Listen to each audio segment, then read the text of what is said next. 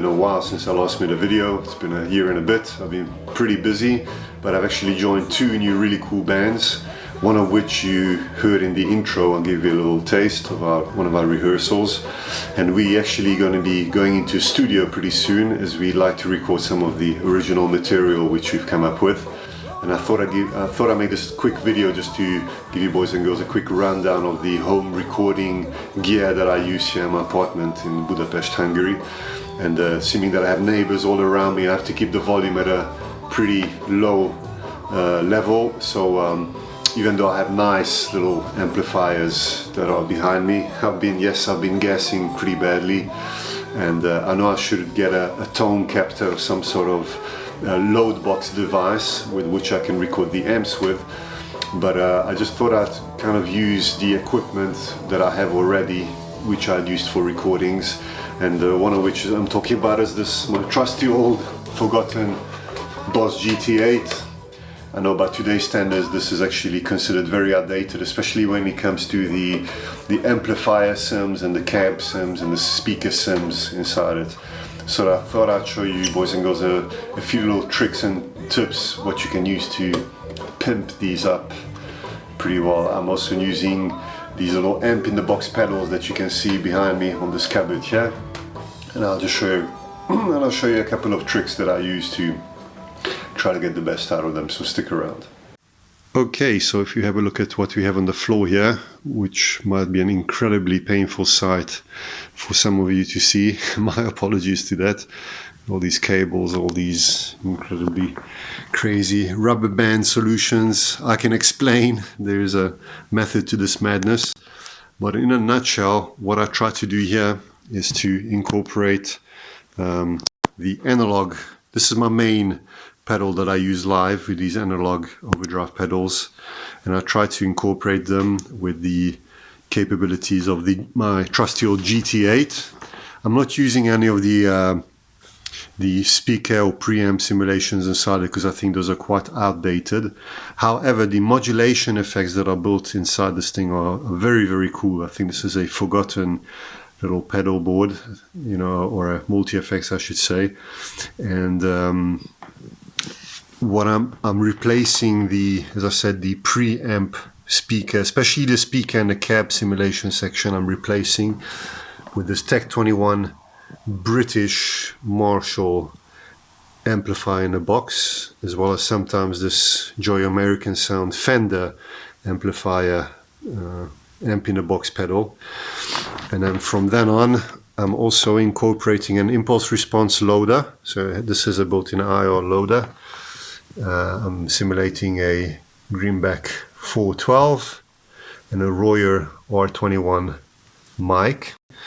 And actually the other thing that I'm using is a Palmer PDI microphone simulator. This kind of gives the simulation that's similar to an SM57.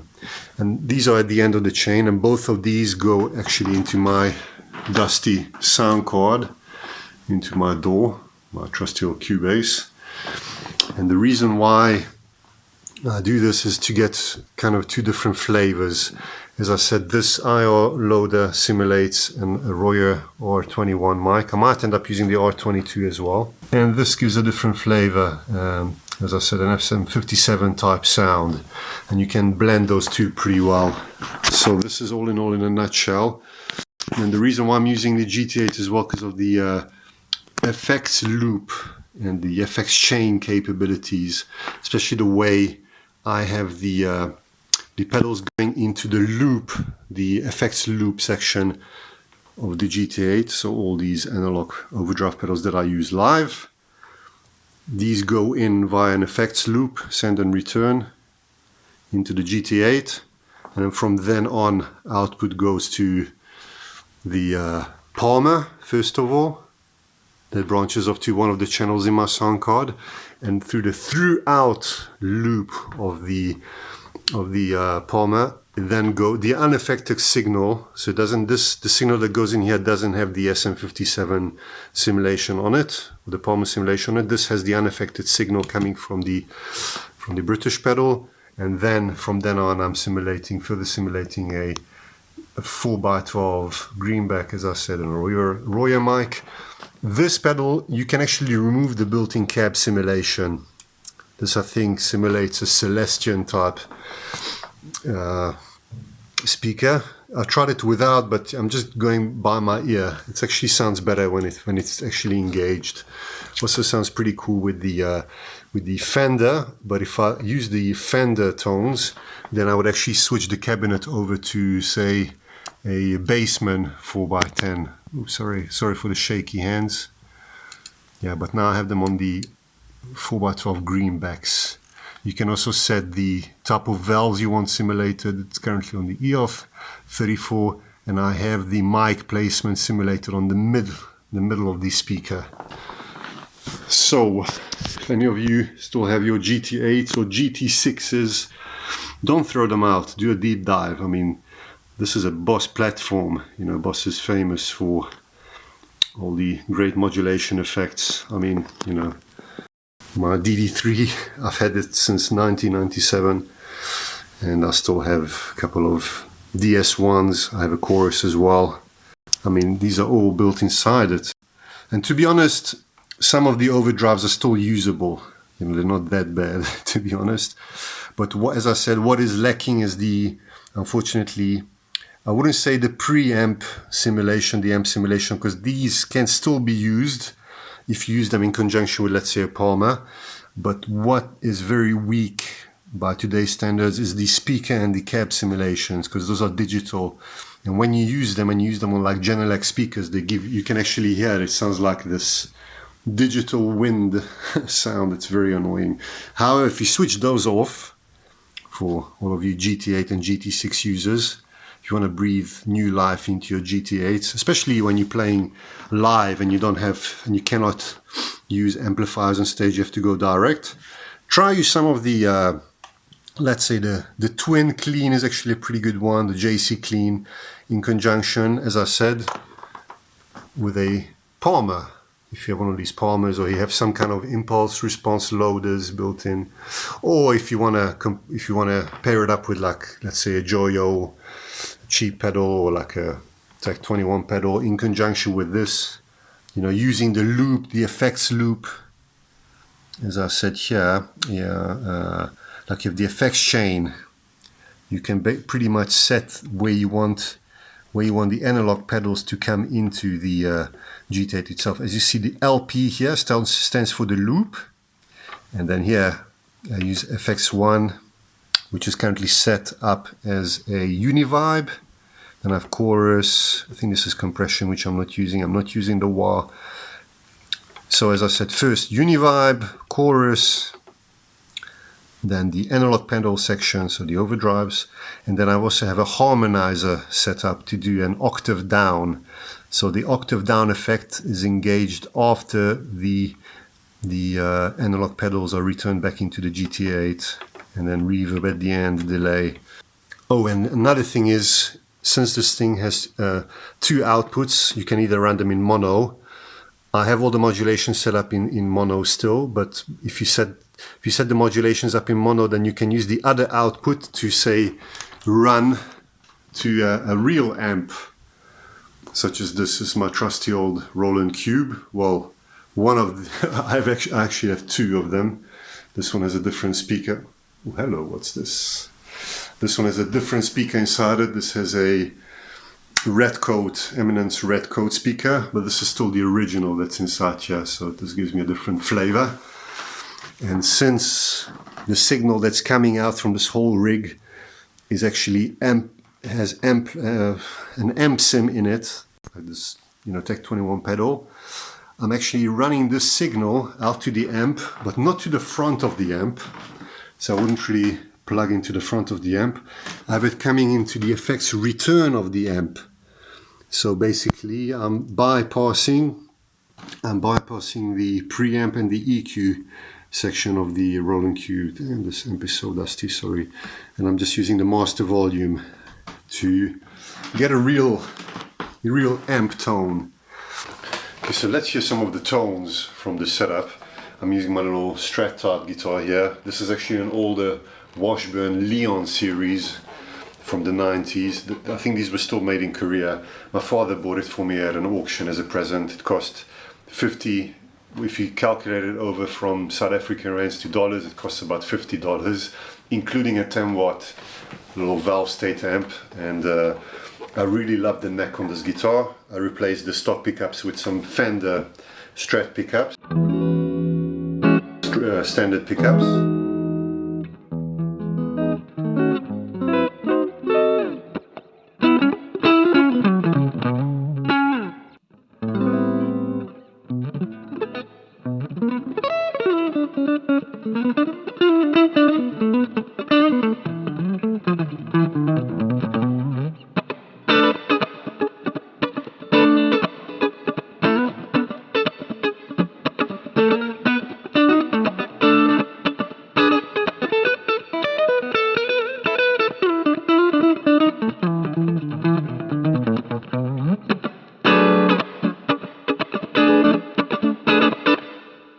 So what you're hearing coming through the speakers now is basically all the analog pedals. Well, I'm just using the reverb at the moment, but it's running through the Tech 21 and running through the IR loader in the left channel. So what you hear in the left hand side of the channel is the IR loader, and what you're hearing on the right is the Palmer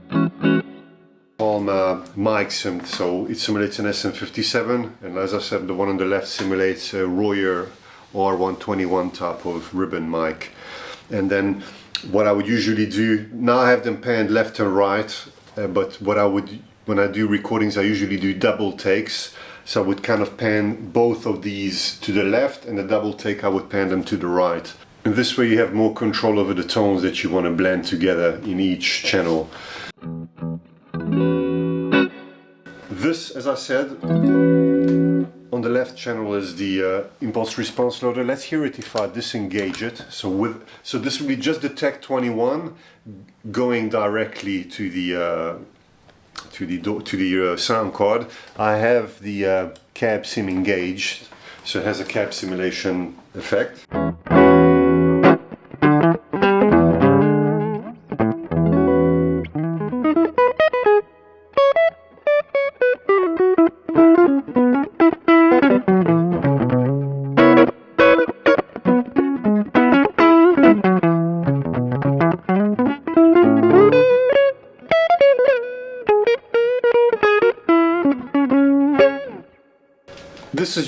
This is pretty usable when you're playing live, but I think for recordings the IR loaders really make a difference.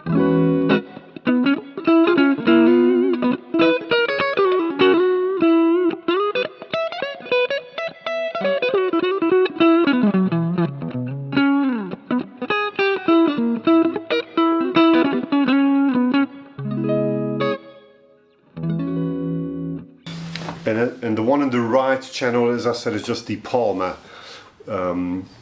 little PDI junction little box. To be honest, when I'm playing live, I'm doing live gigs, I prefer to use the Palmer. It's a whole lot, it's passive, so you don't need to power it up at all. You just plug it to the back of your amp into the line out, and all you do is you give the sound guy or the sound girl just an XLR cable and off you go. But when I'm recording something in a studio, I prefer to use an IR loader as well, or get a blend of the two, you know. Obviously the best would be to mic up one of my beautiful amplifiers behind me to get a real mic, but as I'm saying, well, as I said before, I'm living in an apartment, I have neighbors there, neighbors there, neighbors there, and I have to keep it silent. So anyway, I digress. Let's see some more bridge tone.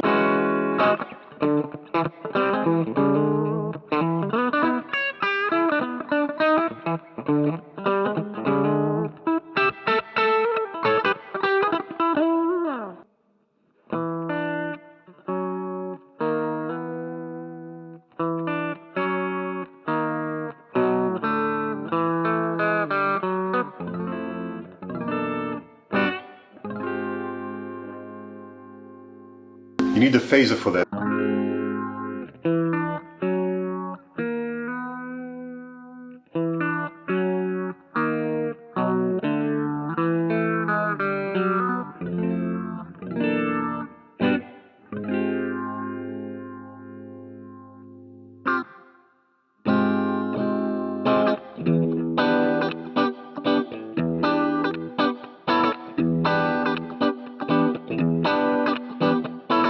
This is second position, middle pickup.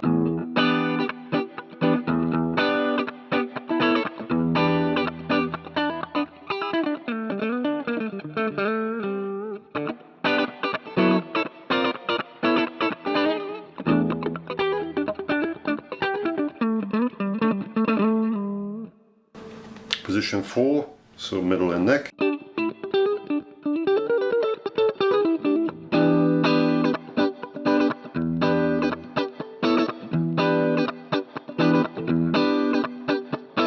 Neck you've heard.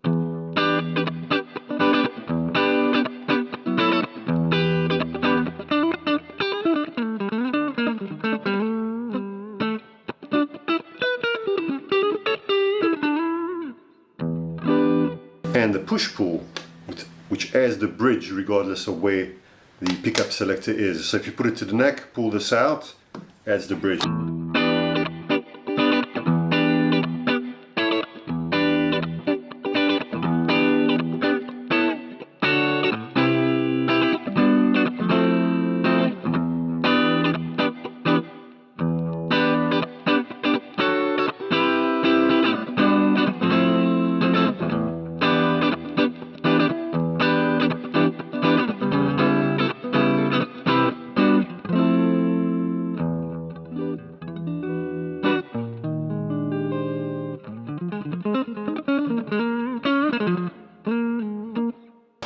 Let's see some of the pedals. So this is just the guitar.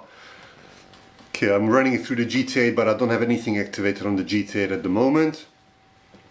I was just running it clean through the Tech 21 pedal, then going into the sound card via the IR loader and the Palmer box. Let's see the Bad Monkey. As I said, you know, I like to use the Bad Monkey when it comes to do a solo using a cleanish tone.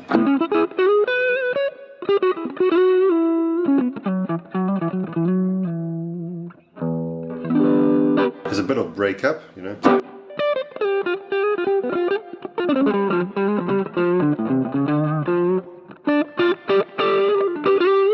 You know that.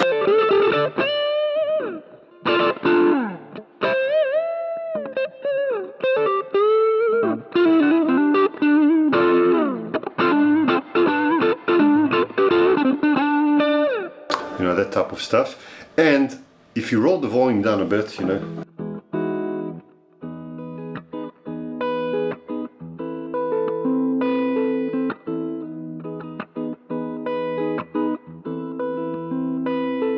without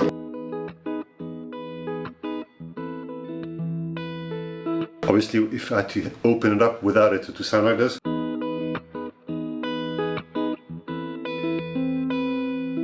With it on and roll down a bit.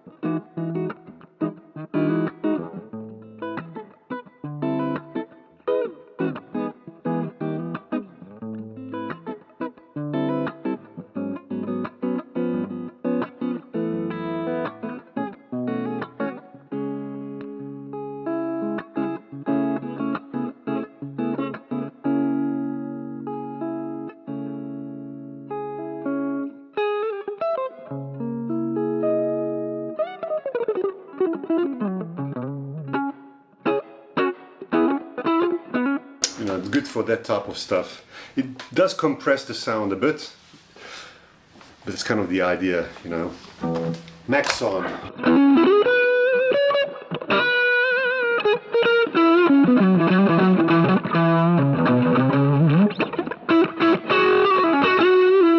So neck, bridge.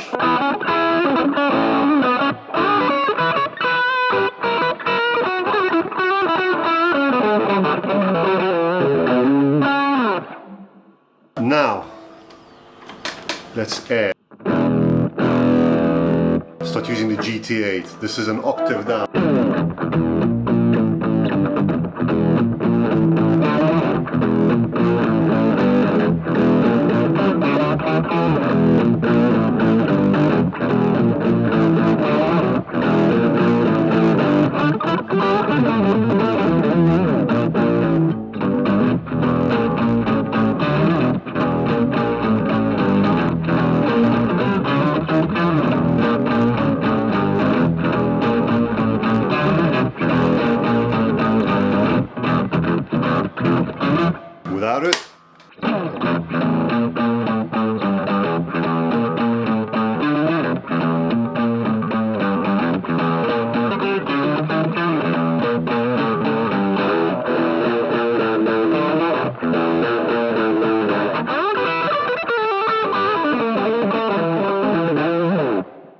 can boost the Maxon 808, well I like to boost it with the Bad Monkey.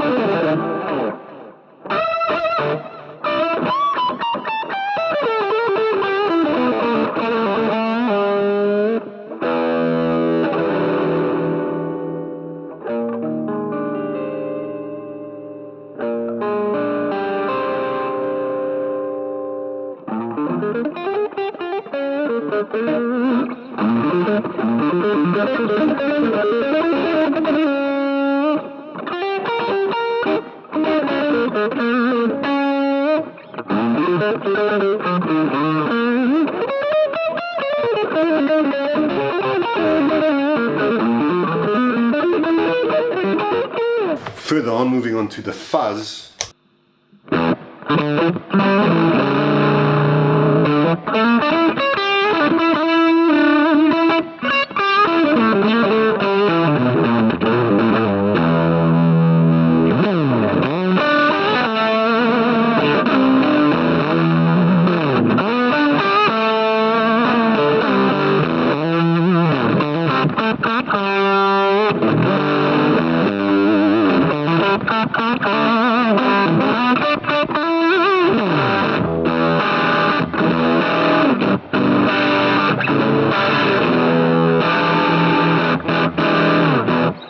You can boost the fuzz as well with the Bad Monkey.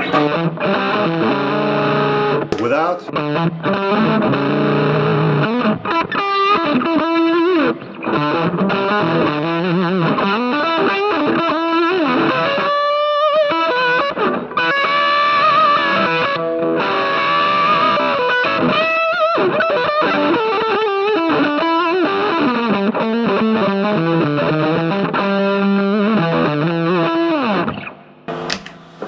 The fuzz also cleans up very nicely if you turn it down, you know.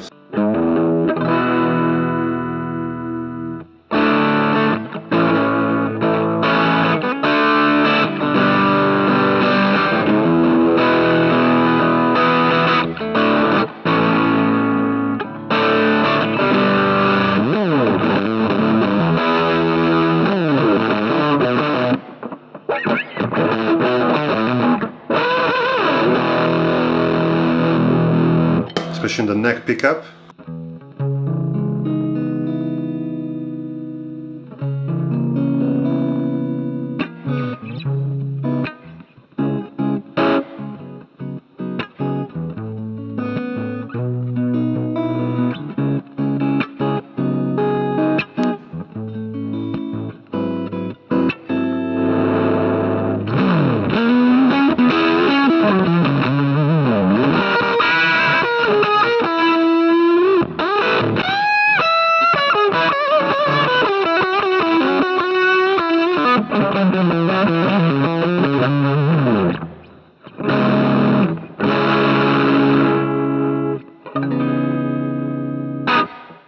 I just use the phaser as well.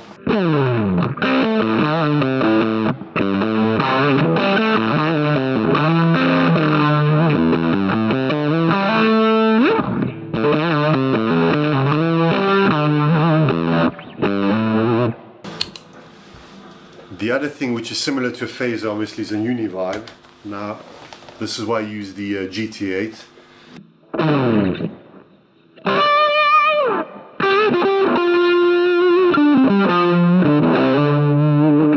Without it, with it,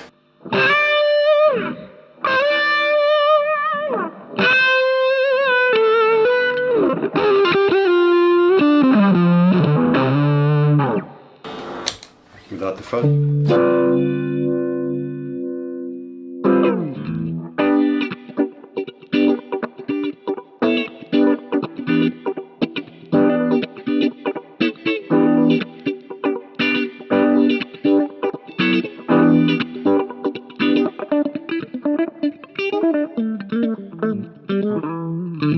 Similar to you know, phaser, but a different tone.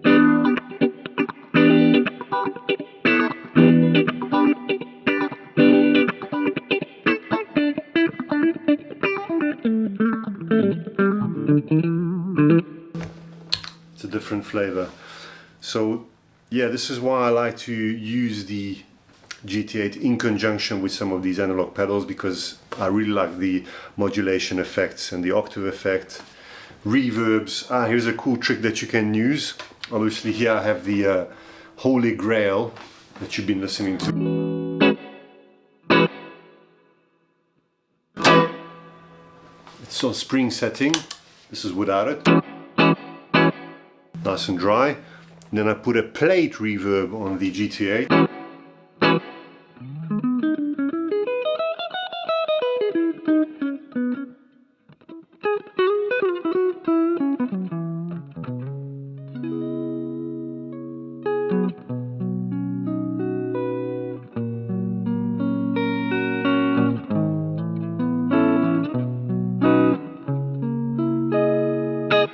You can mix the two together, so.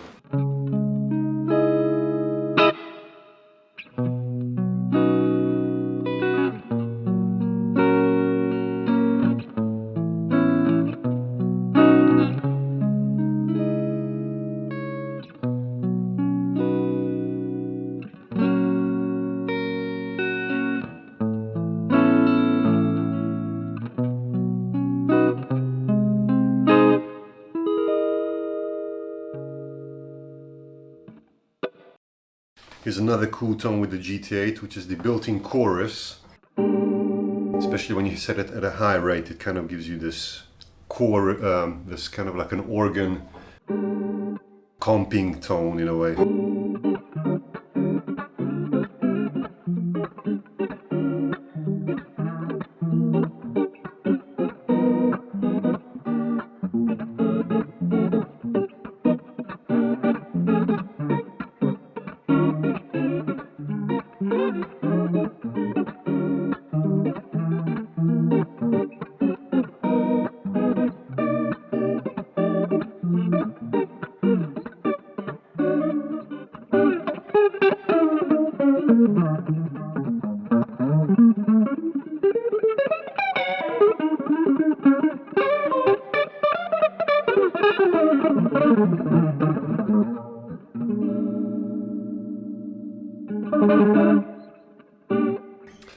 Yeah, and the phaser, as I said, usually I use the Maxon Phaser Live.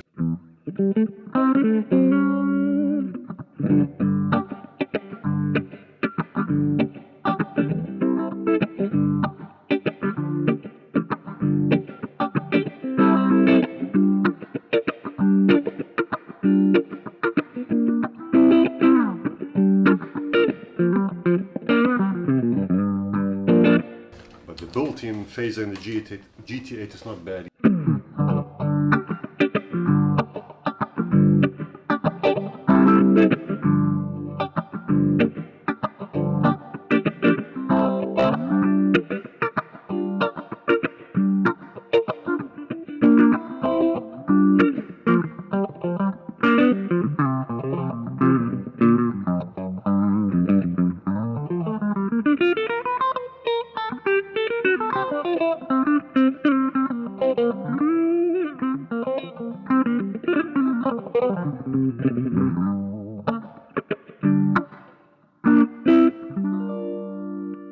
Bridge pickup.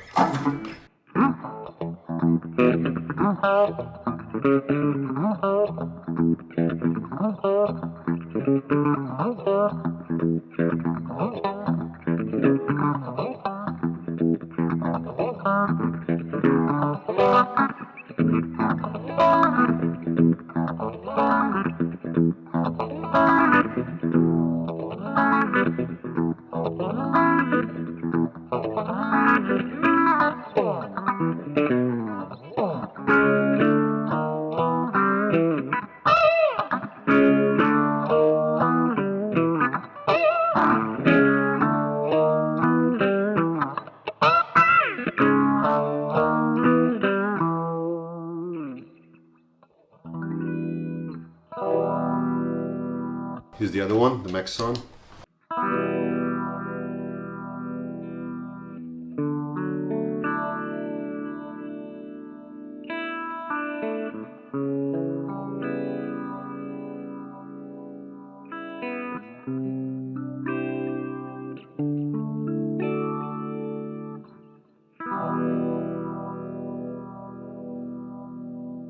Yeah, it's a different flavor of each. But anyway, boys and girls, that's about it for this one. I hope you liked this video. Maybe for all of you GT8 users that keep your GT8s locked away in a cupboard somewhere, I think it's time to pull them out. And as I said, if you have any of these analog pedals like the Joyo American Sound or the Tech 21s or something similar, or IR loaders, or even if you load it, if you have a, let's say, an impulse response loader, a software one built into your door, I'm sure you can fuse the two together very well. But as I said, it's quite a forgotten little device. And like I said, you know, unfortunately I don't have like a tone captor or one of those more fancier devices. I mean, I have some pretty nice amplifiers that came in recently, you know, like those two Marshalls. But I'm just trying to see what I can put together with what I have already. Anyway, guys and girls, have a good one. Catch you in the next video. Ciao.